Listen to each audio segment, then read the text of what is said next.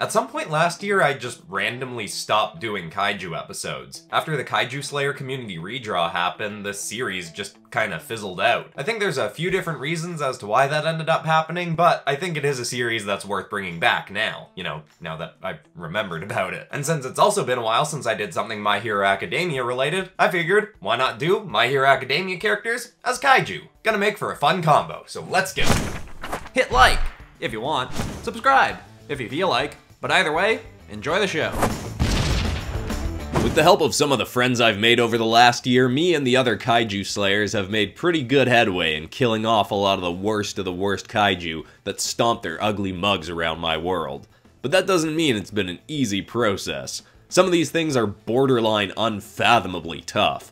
Luckily, as we've thinned the herd of the bad kaiju, we've started to find that there were more good ones out there than we used to think. One that has been an insanely massive help to the Japanese unit of kaiju slayers has been the Iceburn. The thing can shoot ice out of the right side of its body and fire out of the left. And honestly, I'd be tempted to say that if left unchecked, this guy could freeze and then burn all of Tokyo, if you gave it enough time. Luckily, it doesn't seem to want to do that. Like I said, it's one of the good ones. In fact, it seems to actively seek out the more destructive kaiju to test its might against. I can relate to it in that account. It sorta resembles this bigger kaiju that's also been pretty helpful to the Japanese slayers, called the Everburn. That one doesn't have ice powers, but can do a lot more damage with its firepower. Well, they both act like they want to help humans. The Iceburn, for some reason, seems to have some pretty serious beef with the Everburn. Iceburn has straight up attacked it before, but the Everburn just sort of backed away and didn't engage in the fight. Which was a weird sight to see, cause the Everburn will fry anything that even sneezes in its direction. Anyway, this thing might be crazy powerful, but it's not huge by kaiju standards. Standing about 100 feet tall, but from head to tail, stretching a little over double that. I'm glad this thing is on our side, but admittedly, I'd kinda enjoy taking a crack at fighting it. I think a solid hurricane hammer to the right point on its jaw could take this thing right out of commission. Of course, I'd have to catch it first. This guy is surprisingly fast. It runs around on its front arms, but will lower to its back legs as well when it needs extra traction. Can even make ice for itself to slide around when it wants to get really fancy in a fight. This thing has played nice with some of the giant mech armors that my buddy Benny built for the other Slayers, but it's not overly friendly. Still best not to do anything that might make it angry when we're working alongside it to bust some kaiju skulls. Now, I'm glad to be doing an episode where I can take a bit more time to do design notes because I can finally talk about the fact that I started doing a new roughing process for my drawings. A bunch of people have noticed it over the last few weeks. I started doing it around Christmas, and you probably saw that I did it on this drawing, where instead of doing 2 layers of rough lines, I start by doing a silhouette, a sort of blocked out silhouette of the character to get an idea of the pose and the proportions and lay that all in, and then I go in with a layer of lines to start figuring out the details in the roughing stage. Then, of course, moving on to inking and coloring as usual. So it doesn't really change anything too much with the finished result of a drawing. It's just an easier way to do the roughing process at the beginning, and I do find that I have an easier time figuring out the pose I want to do, and it's just a little bit more fun to figure out my poses that way. I don't know if that's because it's just different and it's nice to change things up, or if it actually is a superior way to do things. But anyway, in terms of this design, I kind of just went at it. This one I didn't think through as much as some of the other ones coming up. The only thing I knew I didn't want to do going in was give this guy 2 heads, which I specify because when I did Todoroki as a dragon in My Hero Academia Characters as Dragons way back when, I gave him 2 heads for that, and I didn't want to double up on design ideas for the same character, because obviously there were already going to be similarities. As I always do, I had a lot of fun rendering out the ice on this one, especially having it kind of spilling up around his hands and between his fingers and having it kind of come around in front of the frame. I almost feel like I could have gone a little bit farther with this, made the ice a lot bigger and crazier, but I still really like how it turned out, so I don't think that's that big a deal. One thing I play around with all 3 of these drawings is how I do buildings in the background of kaiju episodes. This one, I make the buildings a lot more distant. In the other 2 drawings in this episode, I try to integrate them a little bit more, and that's still the thing I struggle most with in kaiju episodes. I love doing the background and environments for dragon episodes and for anything that has just nature environment, but buildings, even crumbling ones, still a thing I don't really love doing. But I am experimenting with it still. Anyway, coming down to the end of this one, so let's take a look.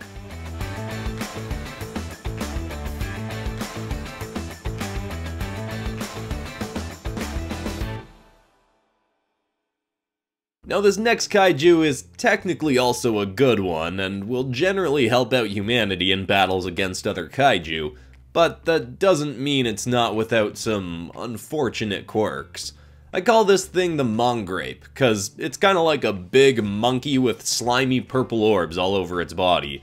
It can pluck the orbs off itself and hurl them around, making kaiju get stuck to buildings or to the ground, or just to massive chunks of debris to really slow them down. The orbs grow back almost instantly, but when it's been in a long enough fight, Mongrape's head will start to ooze this purple liquid that I think is this thing's blood, and at that point it'll usually retreat or at least slow down using its orbs. Mongrape barely qualifies as a kaiju since it's only about 50 feet tall, and it'd be easy to underestimate this thing's abilities since, you know, it's just throwing around sticky balls. But this thing leans into its one main skill and uses it pretty well. It's managed to pin down kaiju 5 times its size for Japanese Slayer units to get perfect opportunities to finish off particularly burly beasts. Like I said though, this thing ain't all good exactly. While I personally call it Mongrape, others have referred to it as the purple pervert kaiju, as on a few occasions, mid-fight, it spotted an attractive woman in a fleeing crowd, grabbed her, and run to hide on top of a building with her, away from its enemy.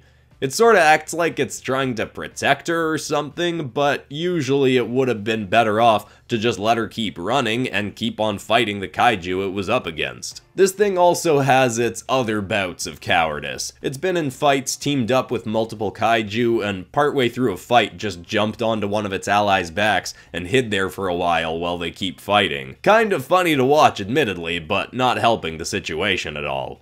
Still, beggars can't be choosers. It's always better to have another sorta helpful kaiju on our side than to have another evil one trying to wipe us out.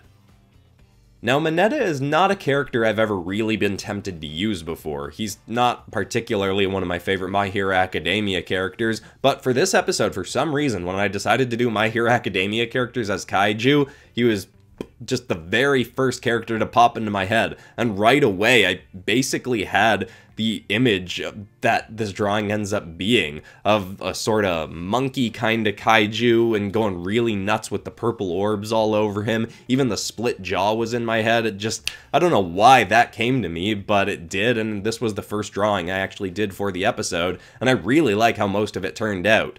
Again, like I talked about earlier, I was doing a bit of experimenting with how I do the buildings in the background, and I still don't really love it. I think this one ends up being helped in the end after the recording's done. I add some speed lines coming in that add a bit of extra detail to the background. The buildings here are just a bit...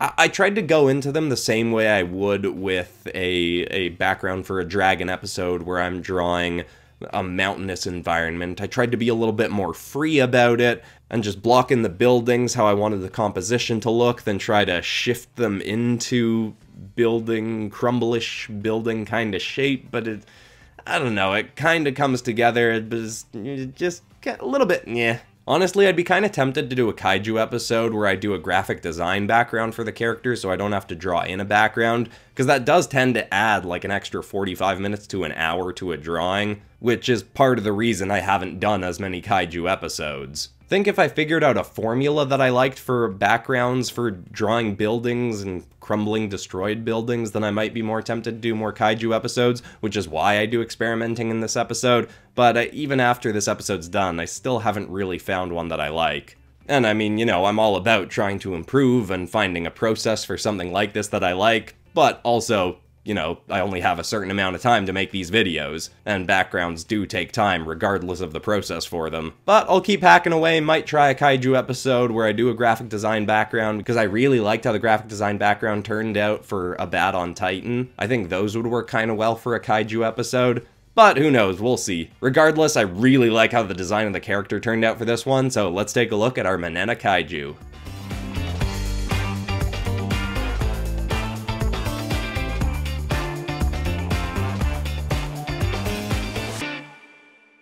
Quick interruption here to say that after months of neglecting it, I've finally updated my online store with a whole bunch of the best art from the last couple months. Including all of the art from this episode, I've got my Spider-Man villain dragons up there, I've got the Skylander monsters, I made a Phobias as Demons poster and a Pokemon SCPs poster, plus there's all my older stuff up there and all the shirts and ink bundles and fun stuff like that. As usual, it's linked in the little bar beneath this video. Check it out if you want some PopCross merch or posters or whatever. But anyway, let's get back into the last drawing, shall we? Let's go. Last for today is one you really wouldn't know is on our side unless you'd seen it in action. I call it the pink oozer, cause this thing's got a lot of pink on it and it oozes the most acidic substance you can possibly imagine. The stuff will melt right through titanium in seconds. Pink oozer can leak that acid right out of its skin, or spit massive globs of it out of its mouth, shooting chunks of it over 3 miles when it wants to hit a really distant target. It uses that acid in battle against other kaiju, and has melted limbs right off its enemies before a fight's even started. But it will also sometimes use that acid to help level out a city that's been destroyed in a kaiju attack, which has helped give some flatter areas of ground to start rebuilding on. This thing can also maneuver any terrain very easily, scurrying around on 6 legs and sticking to any surface, so it can climb up a building if it needs to and get near a bigger kaiju's head. This kaiju is another one that's on the smaller side, standing at about 80 feet tall on its 4 back legs. It sort of resembles a salamander mixed with a bug mixed with an axolotyl, but it didn't really get any of the cuter elements of any of those creatures. The pink oozer looks like it's constantly covered in slime, and has eyes that are almost solid black, except for bright yellow corneas. Like I said though, despite its creepy appearance, it's super friendly towards humans, and understands us well enough even to take requests on where its abilities could be most helpful. It's gotta be careful when it's in the vicinity of people or other kaiju that are on its side, cause its acid could easily end up causing some serious friendly fire damage. But so long as it doesn't get too close to the people it's helping, this thing is a really great ally to have. Now with this drawing, what I tried to do with the background was integrate it a little bit more with the character. I wanted to have the character's tail kind of going over some fallen buildings into the background, and I like that idea, but I think part of the problem with this one ends up being I over-texture the environment with the character, because the character ends up being very textured, and then the environment's very textured, and it just doesn't give a nice contrast between the environment and the character. Like, they're sort of different types of texture. The background environment all around the character is very rocky, and the character itself is very slimy and a bit more shiny, but still, they don't really contrast enough for there to be...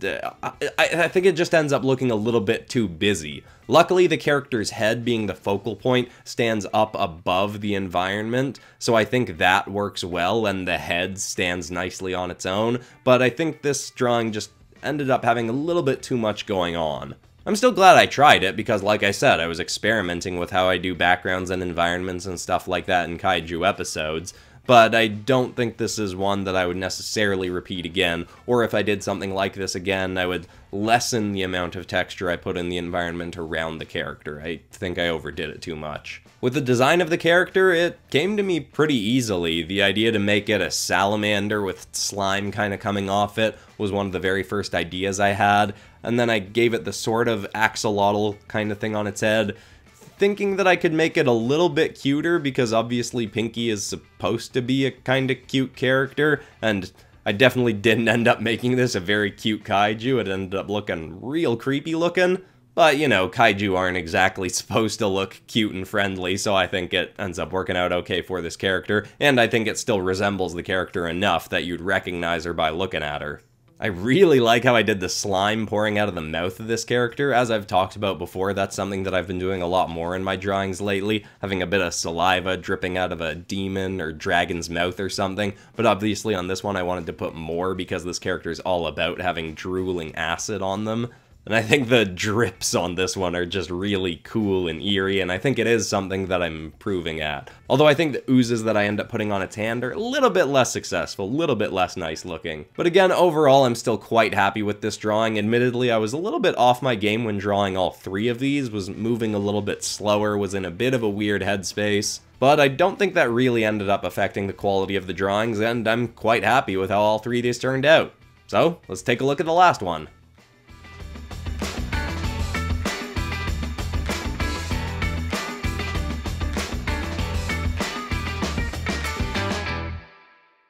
Well, there we go. The first turning something into kaiju episode on this channel in like 10 months or something like that. And I gotta know, is this a series that you all want to see brought back? If so, give me ideas for what else you'd like to see turned into kaijus in the comments. Or if you'd even like to see more My Hero Academia characters turned into kaiju. Maybe a pro-hero specific episode or villain specific episode. Just give me all the ideas you got in the comments. And of course, if you're new to the channel and you want to see more kaiju episodes, I've done Ben 10 aliens as kaiju and Pokemon as kaiju. Might be fun going back to those episodes now, seeing how they stack up against the kaiju I designed in this episode. But besides that, that's all for today, except of course for ending this video on some kind of positive or uplifting note. And the thought I want to leave people with is something that I like to think about to make myself feel better anytime I'm feeling a little bit down, or just as an interesting thought experiment, which is to look at my life as though it's being written by a very benevolent writer, who wants me to evolve but ultimately wants only the best for me. Doing so can make it a lot easier to go through difficult times, because you can look at those difficult times as just a page or maybe a chapter in your book, but being far from the whole book. I think it's a nice little notion, and I hope it's helpful to someone else out there. Thanks so much for watching, everybody. I love you all, and I'll see you all in the next episode on Monday. Goodbye.